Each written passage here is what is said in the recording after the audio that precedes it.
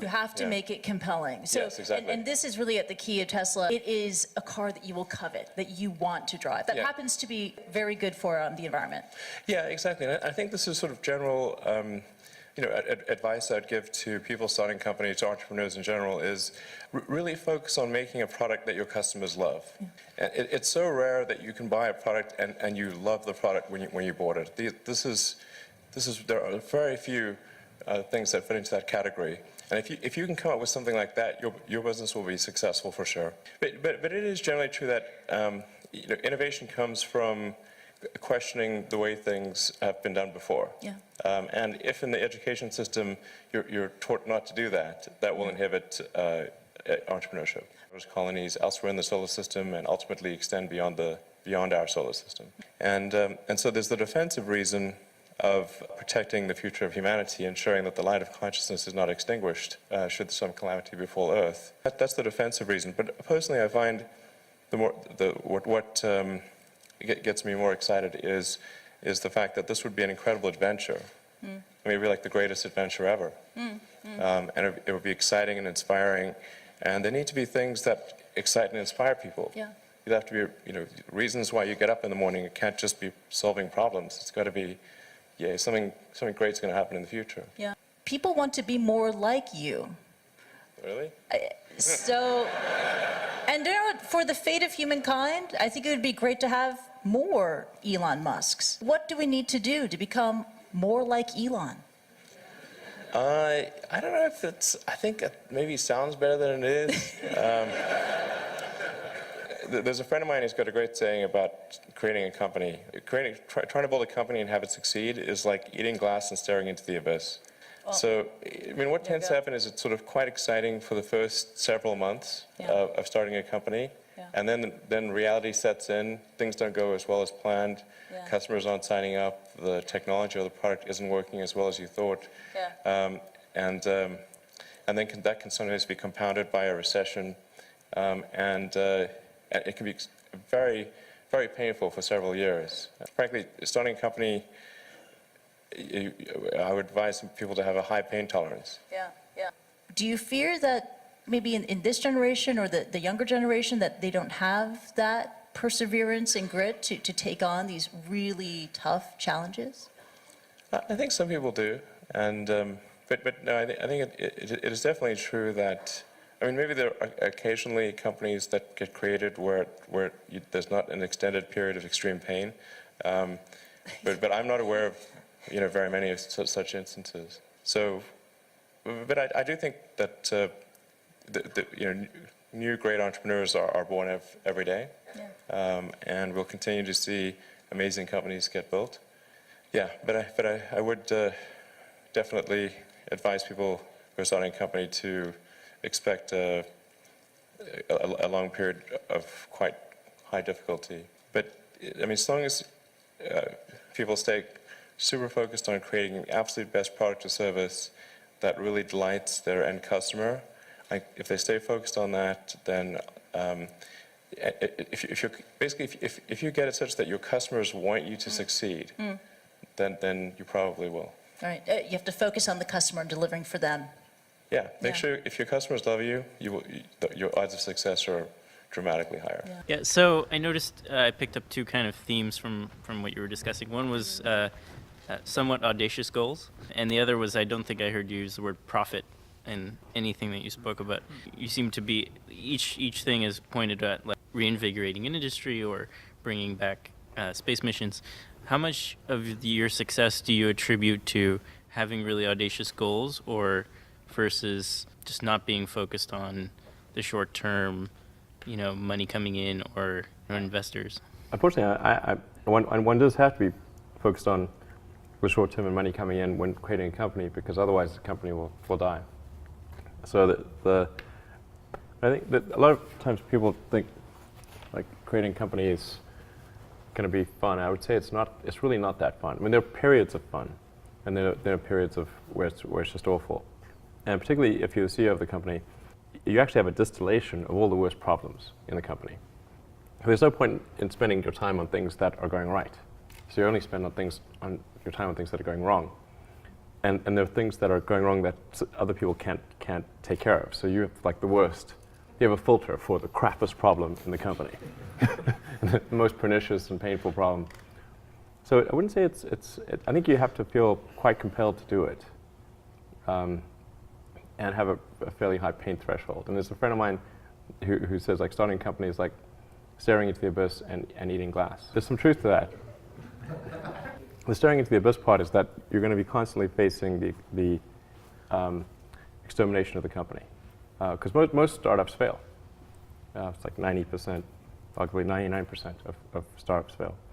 So, that's the staring into the abyss part. You're constantly saying, okay, if I don't get this right, the company will die. And then the eating glass part is you've got to do the problems. You've got to work on the problems that the company needs you to work on, not the problems you want to work on. And so that's you end up working on problems that you'd really wish you weren't working on.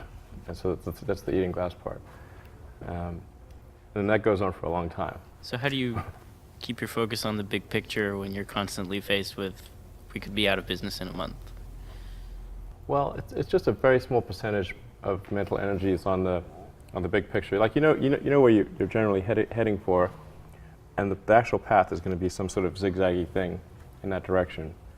You try not to deviate too far from the path that you want to be on, but you're going to have to do that to some degree. But I don't want to diminish the. I mean, I think the profit motive is a good one if the rules of an industry are properly set up. So there's nothing fundamentally wrong with profit. In fact, profit just means that people are paying you more for whatever you're doing than you're spending to create it. That's a good thing. and if that's not the case, then you'll be out of business, and rightfully so. Because you're not adding enough value. Now, there are cases, of course, where people will do bad things in order to achieve profit, but that's actually quite unusual. I mean, because usually the rules are set up mostly correctly, like not completely, but mostly correctly. How do you spend your days now? Like, what do you allocate most of your time to? My time is mostly split between SpaceX and Tesla, and of course I try to spend a part of every week at OpenAI. Basically half a day at OpenAI most weeks. But other than that, it's really SpaceX and Tesla. And what do you do when you're at SpaceX or Tesla? Like, what does your time look like there? Yeah, so that's a good question. I think a lot of people think I must spend a lot of time with media or on businessy things, but actually almost all my time, like 80% of it is spent on engineering and design. Engineering and design, so it's developing next generation product. That's 80% of it. You probably don't remember this. A very long time ago, many, many years, you took me on a tour of SpaceX. And the most impressive thing was that you knew every detail of the rocket and every piece of engineering that went into it. And I don't think many people get that about you. Yeah, I think a lot of people think I'm kind of a business person or something, which is fine. Like, business is fine, but but really, it's like at SpaceX. Gwynne Shotwell is Chief Operating Officer. She kind of manages legal, finance, sales, and kind of general business activity. And then my time is almost entirely with the engineering team working on improving the Falcon 9 and the Dragon spacecraft and developing the Mars colonial architecture. And then at Tesla, it's working on the Model 3 and some in the design studio, typically half a day a week, dealing with aesthetics and look and feel things. And then most of the rest of the week is just going through engineering of the car itself, as well as engineering of the factory. How should someone figure out how they can be most useful? Whatever this thing is that you're trying to create, what would be the utility delta compared to the current state of the art times how many people it would affect? So that's why I think having something that makes a big difference but affects a sort of small to moderate number of people is great, as is something that makes even a small difference but affects a vast number of people. Like the area under the curve. Under the curve. Yeah, exactly. The area under the curve would actually be roughly similar for those two things. I mean, there's a lot of things. I mean, it's sort of. I mean, certainly. listen more to critical feedback. I mean, like a lot of things I learned in college actually were pretty helpful. I mean, I think the physics approach to thinking is very good, like the first principles approach. And you applied that broadly. Yeah, applying the first principles approach to thinking is, I think, a good way to figure out counterintuitive situations. So I thought that was really a helpful thing to learn. Whereas there's many things that need fixing in the world, and students here probably could think of a long list, many of which you could probably imagine solutions to using the physics first principle approach. But has there been any framework or idea you've used to filter out what you don't do, what you don't pursue? I mean, well, if sort of follow what I did initially was, well, you go back to like college times. I was working on energy storage technologies for electric vehicles, and that's what I was going to pursue at Stanford. Actually, was work on like advanced capacitors and batteries to improve the energy density for electric vehicles. And then the internet was kind of happening. It was clear like the internet was happening like back in like 94, 95, and I wasn't sure if what I worked on in the PhD would actually be useful. So I was really concerned that if I... Why? Timing, or what was your intuition? Meaning, I think like it could be academically useful, but not practically useful. I think it could result in a PhD and adding some leaf to the tree of knowledge, but then discovering that, well, it's not really gonna matter. Like that's, is it going to be a good enough thing to actually be used in an electric vehicle? I wasn't sure. I mean, so it was like, I was uncertain as to whether success was one of the possible outcomes. Right. Like I thought maybe it was, but I wasn't sure. And then I thought, well, if I watch the internet get built while I'm doing this, that would be really frustrating. So there's a sense of that eminent timing, that like that was the time for the internet, and maybe the other stuff could wait or be on the back. Was it always there as like one day I'll get back to that, or was it just like... Yeah, I thought probably I'd get back to it, and did end up doing that. But yeah, I thought sort of the internet was happening, like really taking off, although most people weren't aware of it in '95, and so I figured like electric vehicle technology, energy storage technology, there'll be some sort of natural progression in that, and I could come back to it later. But the internet, was really, that was the moment to really do something.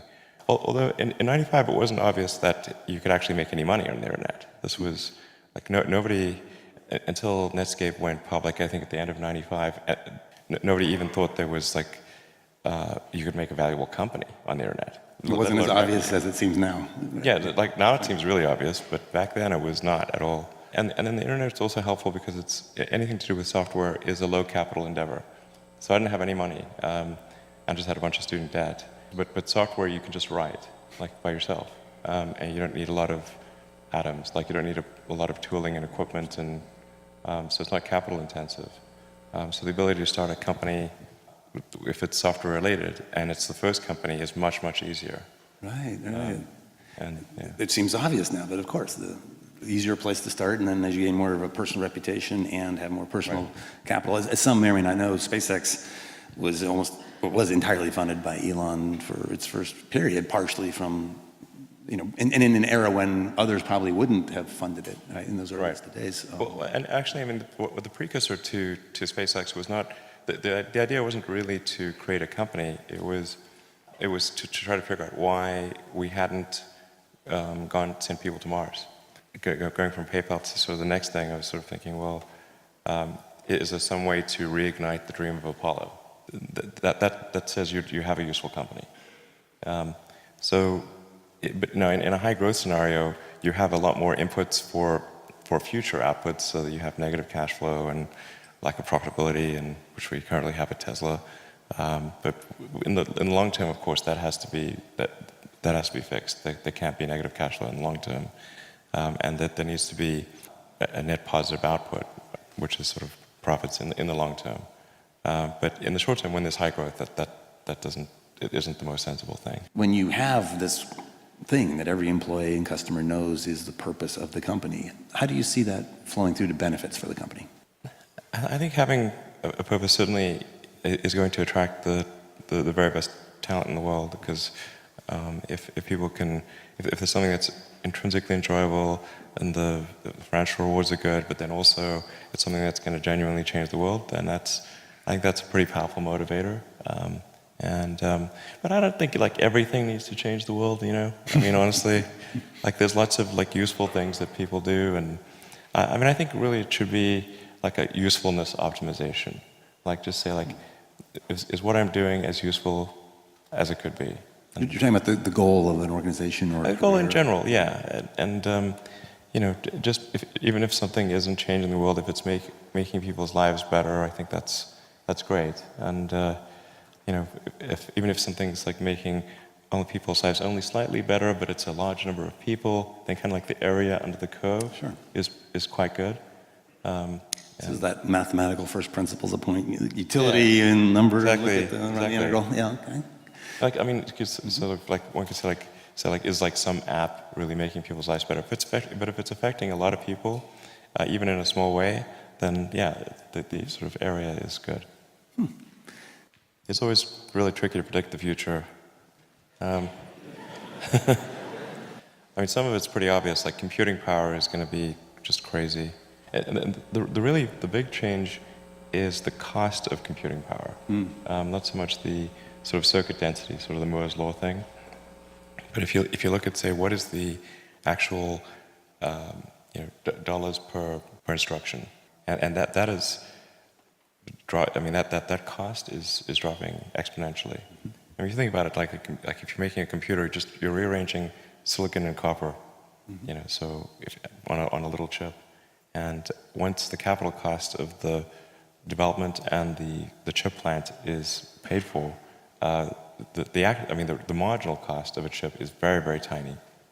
So I think we'll see massively parallel computers and computing power and storage being, you know, as much as you want.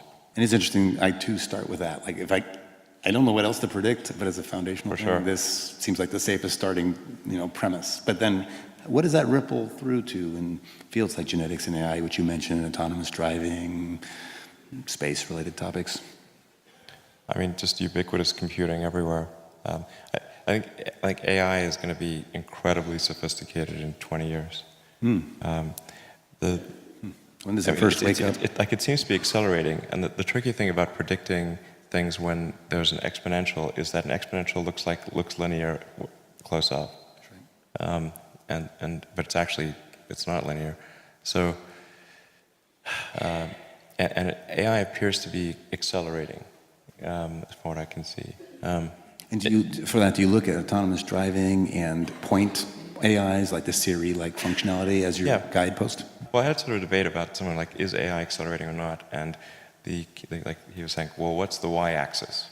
You know, if it's accelerating, you got t on the x-axis, but what's the y-axis? And I said, well, I thought about that, and I think you could have a recursive y-axis, so that if at any point in time your predictions for AI are coming sooner or later, that actually would help define whether it's accelerating or not. Whatever that axis was. So you mentioned look at the net change. It's a recursive axis. Like, so if in any given year, if you find your predictions are going further out or coming closer in, that actually, you know, is one way to think of acceleration. Because otherwise, what's the qualitative or quantitative measure of AI?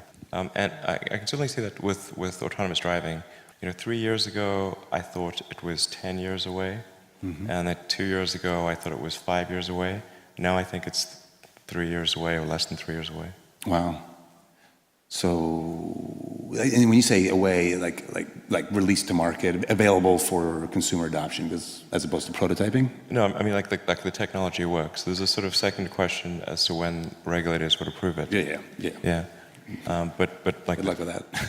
the technology works as a general solution. So like autonomous driving, like basically works anywhere. So it could be sooner for point things, like highway only, or. I mean, highway only. We're already in public beta with this at Tesla, so we'll be hopefully in the next several weeks releasing to all of the cars that have the autopilot hardware, which is all cars built in like roughly the last 12 months.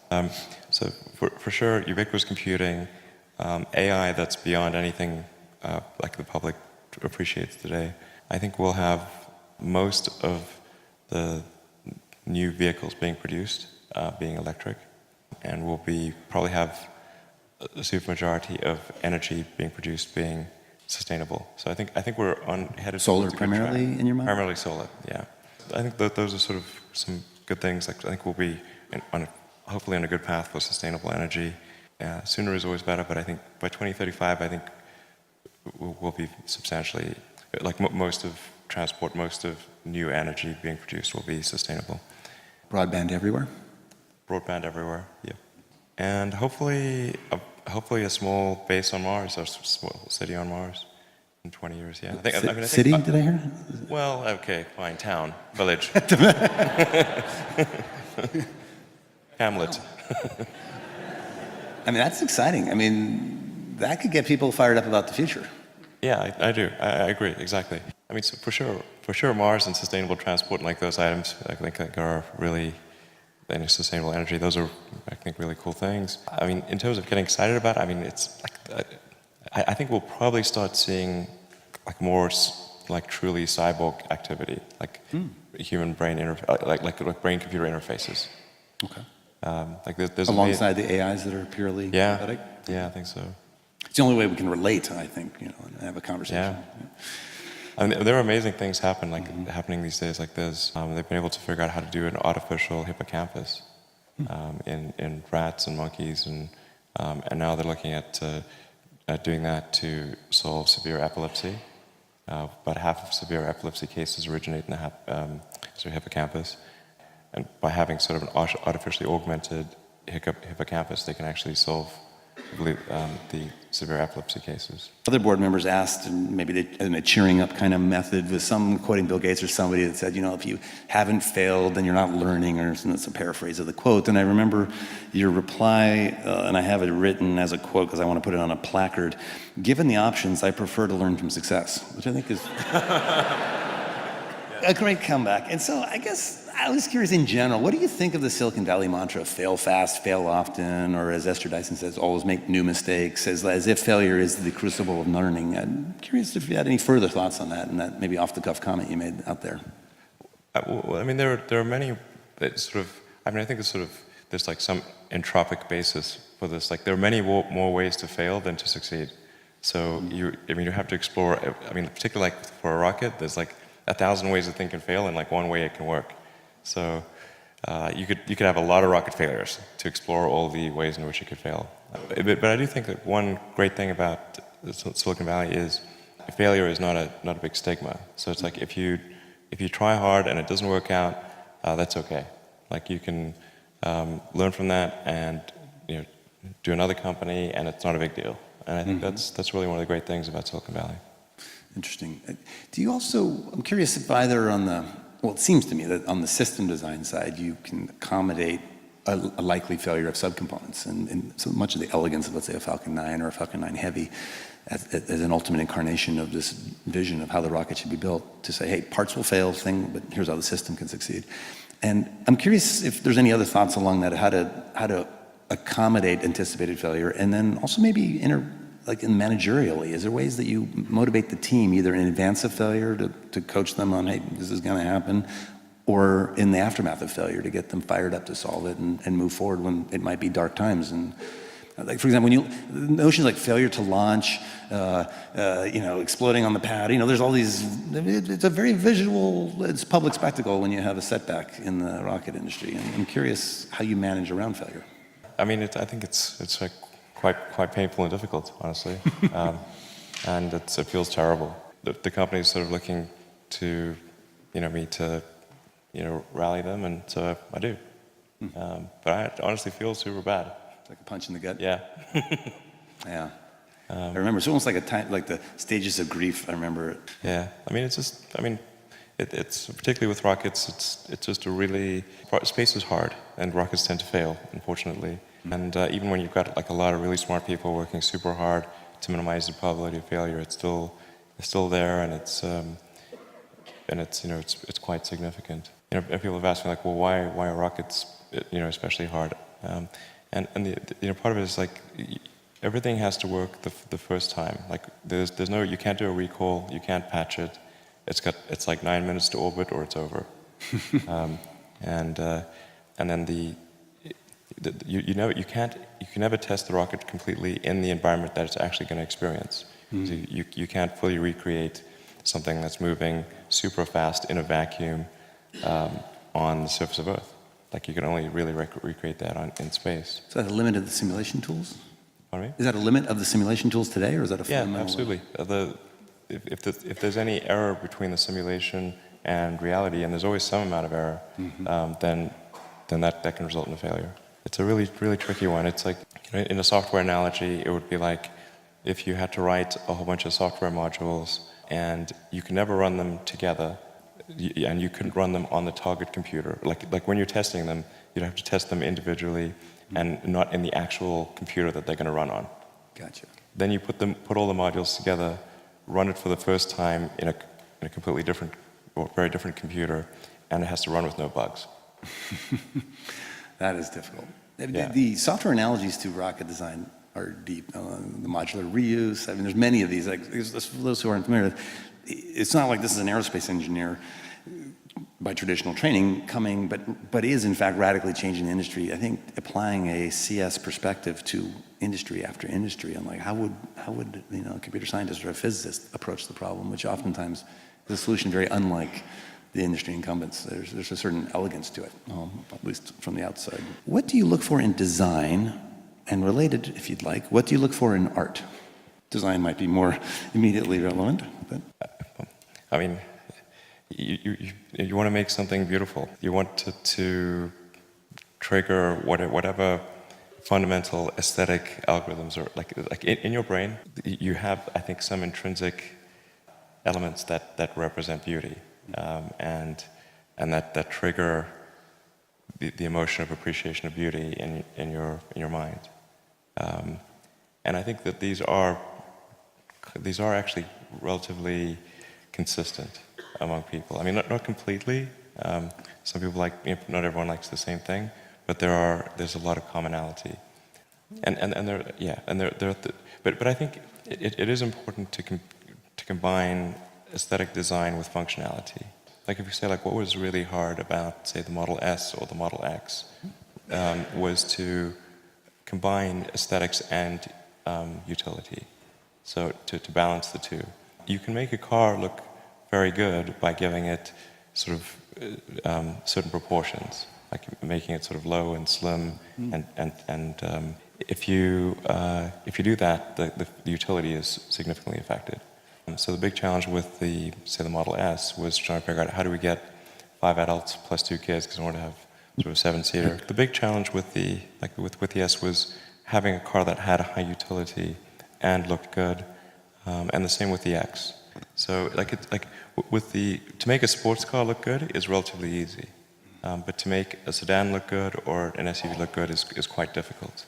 And I think another principle is you want to have it feel bigger on the inside than it looks on the outside. And that's also a really hard thing to do. And then really pay attention to the little details, the nuances of design and shape and form and function and the way it looks in different lights. And when something's off, the little thing, how do you experience that? it drives me bananas. Yeah. I mean, the problem is like if you can train yourself to pay attention to the tiny details. I think almost anyone can. Although this is a very much a double-edged sword because then you see all the little details, and then little things drive you crazy.